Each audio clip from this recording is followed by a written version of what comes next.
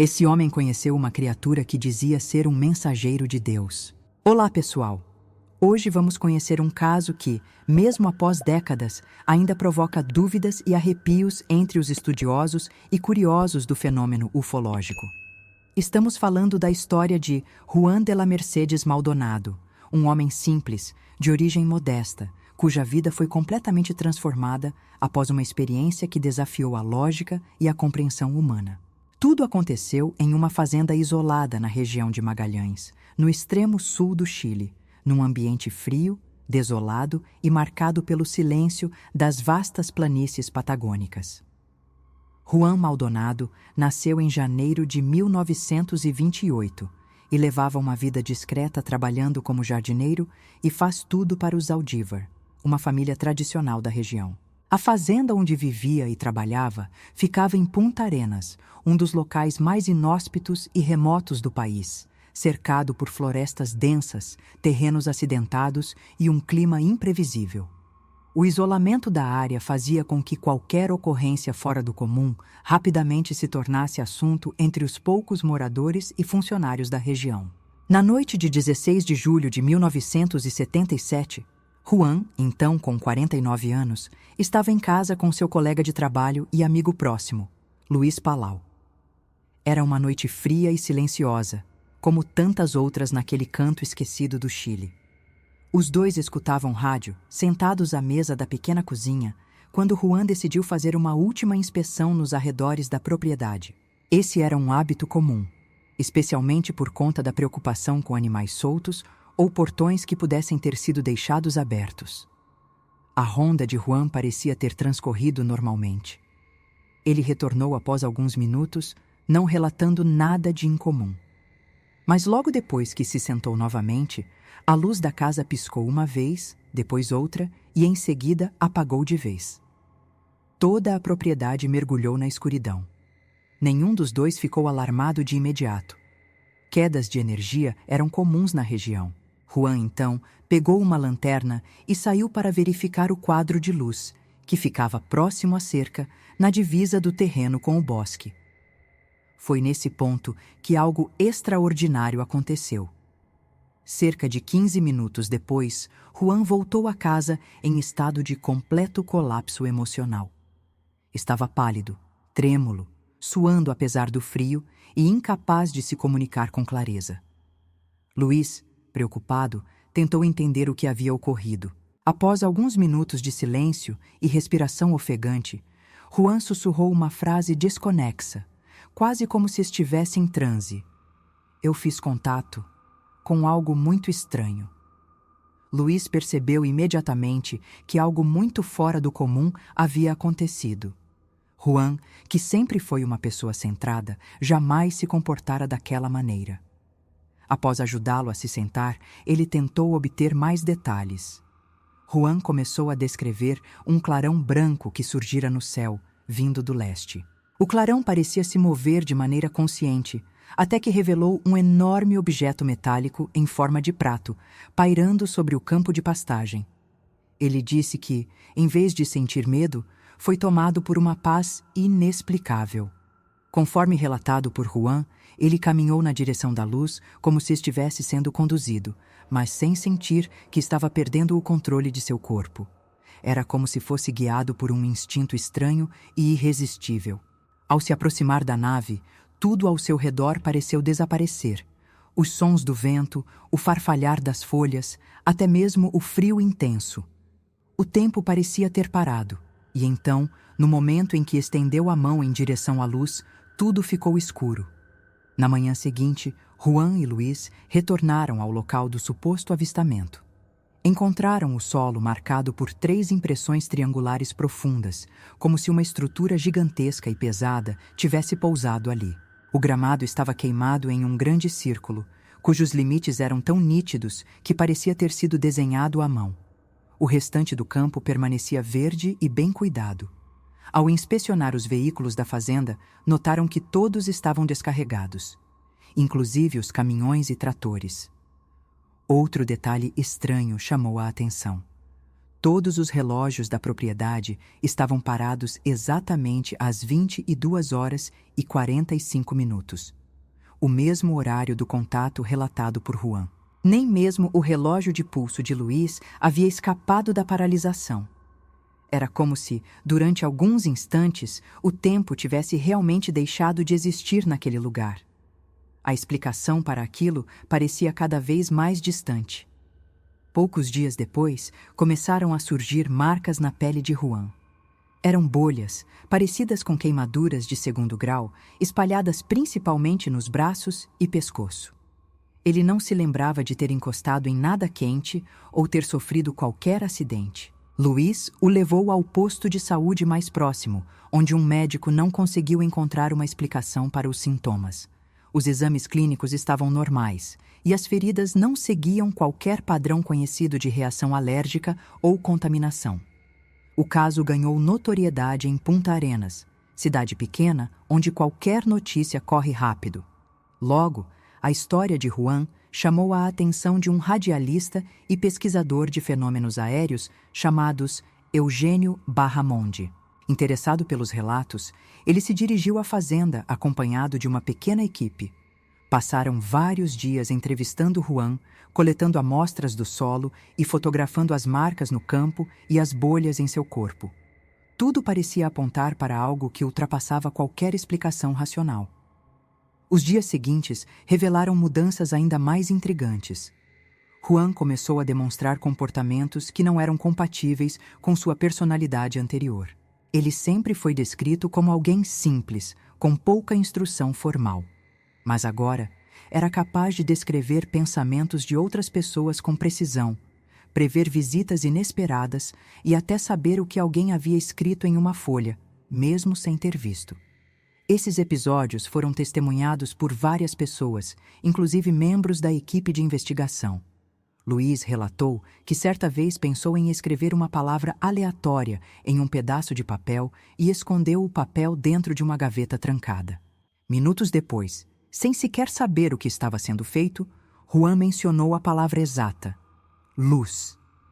Testes semelhantes foram repetidos diversas vezes, e em todos eles, Juan demonstrava habilidades que não podiam ser facilmente explicadas. A suspeita de que algo verdadeiramente extraordinário havia acontecido com ele só aumentava.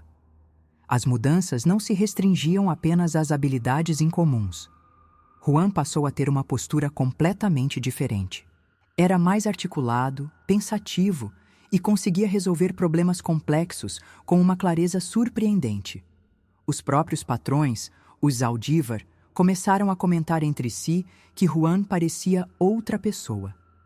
Essa transformação chamou a atenção de um grupo de psicólogos e ufólogos que sugeriram sessões de hipnose regressiva para tentar acessar memórias bloqueadas do contato. Durante essas sessões, conduzidas com o máximo de cautela e documentadas integralmente, Juan começou a relatar imagens fragmentadas. Aos poucos, com a condução adequada, ele revelou que havia sido levado por seres de aparência angelical. Seres altos, de beleza incomum, traços perfeitamente simétricos e pele quase translúcida. Eles pareciam feitos de luz líquida, com uma aura que os envolvia e transmitia paz. Suas vestes eram claras e brilhavam suavemente, como se tivessem sido feitas de um tecido inexistente na terra. As palavras de Juan durante a hipnose eram calmas e serenas, mas carregadas de emoção. Ele descreveu os olhos desses seres como profundos, hipnóticos, e sua voz como a melodia mais doce que já ouvira. Eles não falavam com palavras, mas com pensamentos, como se a comunicação acontecesse em outro nível. E mesmo sem entender como, Juan compreendia tudo o que eles transmitiam. Ao final da sessão, ele olhou para os presentes e disse: eles não eram daqui. E mesmo assim, pareciam mais humanos do que nós. As revelações feitas por Juan durante as sessões de hipnose deixaram os investigadores profundamente intrigados, mas também cautelosos. Nada do que ele dizia soava forçado ou ensaiado. Pelo contrário, havia uma linearidade e uma riqueza de detalhes que impressionavam até os mais céticos. Segundo Juan, Os seres que o contataram afirmaram vir de um planeta chamado Gênesis, localizado além do Sol, um conceito que ele próprio disse não conseguir compreender completamente. Afirmavam que aquele planeta estava em colapso e que, por orientação de uma entidade superior, a quem chamavam de o Mestre, haviam iniciado uma longa jornada pelo universo em busca de um novo lar. Essa entidade, segundo suas palavras, seria o verdadeiro Deus, não como descrito nas religiões humanas, mas como uma inteligência viva que permeava toda a existência. Juan relatou que esses seres já estiveram na Terra há milhões de anos, e que foi nesse período que tiveram contato com antigas civilizações, como os egípcios. Durante a hipnose, descreveu cenas vívidas do deserto e das pirâmides sendo construídas com auxílio de luzes que levitavam blocos de pedra maciça. Disse que havia câmaras ocultas dentro dessas estruturas, onde estavam guardados segredos capazes de mudar para sempre o rumo da humanidade. Segundo os seres, quando esses segredos fossem revelados, marcariam o fim de uma era e o início de um novo ciclo. O tom de Juan ao falar disso era sereno, mas carregado de uma estranha melancolia, como se lamentasse por algo que ainda estava por vir. Durante outra sessão, Juan revelou um ponto que causou desconforto em muitos dos presentes. Segundo ele, os seres disseram que Moisés teria sido levado a Gênesis durante os 40 dias em que permaneceu no Monte Sinai. Lá, teria conversado diretamente com o Mestre e recebido instruções que mais tarde seriam interpretadas como os 10 Mandamentos. Juan afirmou ainda que Moisés teria reencarnado posteriormente como Elias e, em seguida, como Jesus Cristo. O mesmo espírito retornando à Terra em diferentes épocas para tentar resgatar a humanidade do próprio colapso moral. Essa revelação gerou controvérsia, mas Juan parecia indiferente às reações. Disse apenas que estava repetindo o que lhe fora mostrado. Com o passar das semanas, Juan afirmou ter recebido novos contatos dos seres, agora de forma telepática. Disse que eles o estavam preparando para algo que ainda viria e que retornariam em breve. A notícia gerou expectativa entre os investigadores e moradores da região. Uma vigília foi organizada na fazenda, com câmeras, gravadores e dezenas de testemunhas prontas para documentar qualquer ocorrência. As noites eram frias, com temperaturas negativas e ventos cortantes, mas a atenção de todos permanecia fixa no céu, esperando por qualquer sinal. Foi numa dessas noites que algo inesperado aconteceu. Por volta das 3 da manhã, Juan saiu de casa usando apenas um pijama fino, ignorando o frio intenso. Caminhava como se estivesse em transe, e um dos investigadores, Henrique, resolveu segui-lo. Juan caminhou lentamente até a cerca, onde parou por alguns segundos. Henrique, a poucos metros de distância, relatou que Juan parecia conversar com algo invisível. Em seguida, aconteceu o inexplicável. Ele desapareceu diante dos olhos de Henrique. Não houve som, nem luz, nem movimento brusco. Simplesmente sumiu. Henrique correu até o ponto onde ele estivera e viu que as pegadas na neve paravam abruptamente, como se Juan tivesse sido retirado do chão sem deixar vestígios. Durante aproximadamente 1 hora, houve desespero entre os presentes. Alguns queriam chamar a polícia, outros temiam fazer alarde. E então, como se nada tivesse acontecido, Juan reapareceu caminhando calmamente pelo mesmo caminho, com o olhar distante e os lábios rachados pelo frio. Quando se aproximou, perceberam que havia uma mancha vermelha no seu braço esquerdo. O sangue parecia escorrer dos poros, mas não havia cortes ou feridas visíveis. Questionado, Juan disse que havia tido um novo encontro, mas que não se lembrava de onde esteve. Apenas disse que o tempo lá era diferente e que a sensação era de estar fora do corpo. Os médicos presentes não conseguiram encontrar explicações para o sangramento nem para a ausência de hipotermia, considerando que ele passou mais de 1 hora exposto a uma temperatura próxima de 10 graus negativos. A equipe científica decidiu, então, encerrar as vigílias, preocupada com o estado físico e emocional de Juan, que começou a se mostrar cada vez mais recluso. Nos meses seguintes, Juan passou a evitar completamente qualquer tipo de exposição. Recusava entrevistas, visitas e até a companhia dos antigos colegas de trabalho. Disse a um vizinho que sentia que os dons que recebera eram, na verdade, uma maldição. Em 1986, uma equipe de televisão conseguiu localizá-lo e gravar uma entrevista curta, que foi ao ar no programa Informe Especial. Depois disso, ele desapareceu novamente. Pouco antes de morrer, confidenciou a um amigo próximo que não conseguia dormir bem, pois ainda ouvia a voz dos seres em seus sonhos, chamando-o para voltar. 8 dias depois, Juan morreu em um acidente de carro sob circunstâncias pouco claras, aos 68 anos.